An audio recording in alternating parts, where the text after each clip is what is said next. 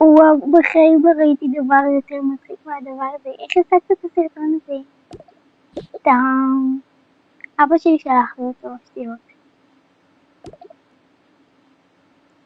וואו, כתוב פה שמובטח איזשהו אזור קמפינג. וואו, אנחנו חייבים ללכת לשם. כן. אוקיי. טוב, אז נתקשר למנהלת של המקום. אוקיי. היי. שלום. כן, אני יכול להזמין כרטיסים לשתיים, לקמפינג כאילו? כן, בטח, אבל אתה צריך להביא עוד שתי אנשים, כי חייב להיות 4. אוקיי, בסדר.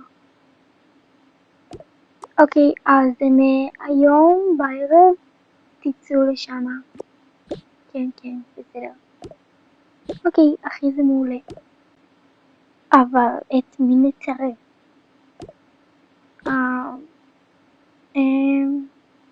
אולי את שתי הבנות האלו, דווקא נראות ממש נחמדות. כאילו הבנות מהכיתה שלנו. כן, רעיון טוב.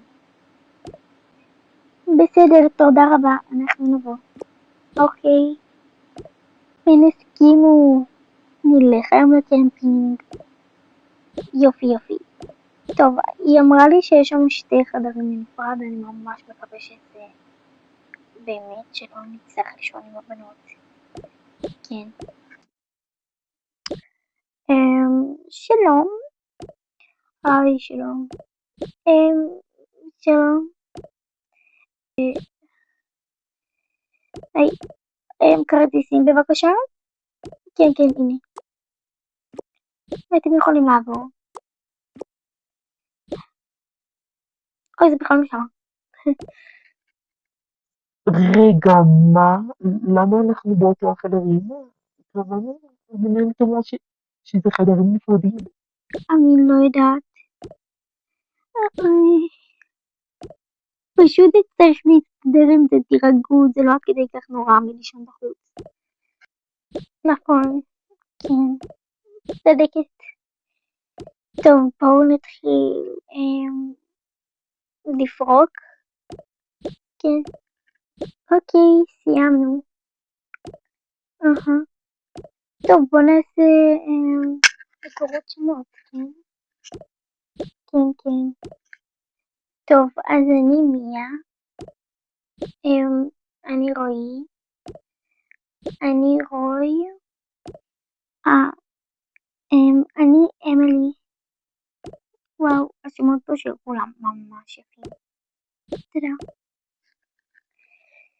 טוב, אז בואו נמשיך לראות מה יש כאן. יש פה אשכרה כדורסל. אומייגאד, אני הולך לחרוש את זה. כן, אבל אם יש פה כדורגל זה הרבה יותר טוב. אני מעדיף כדורסל. אומייגאד, אני כל כך אוהבת את המקום הזה, אני כל כך אוהבת להיות גבוהה. אוקיי, וואו, איזה הולך להיות פה מטורף. אומייגאד, זה הולך להיות מקום שאני הולכת לחרוש עליו. אנחנו בטוח הולכות לעשות פה מסיבת פיג'מות. נכון, גם תקליטו שתהיה חמוד טוב כזה. יש פה כדורגל. יש. אומייגאד, גם יש פה בריכה. המקום הזה מטורף, איזה מזל שהזמנתי לנו כרטיסים. בדוק.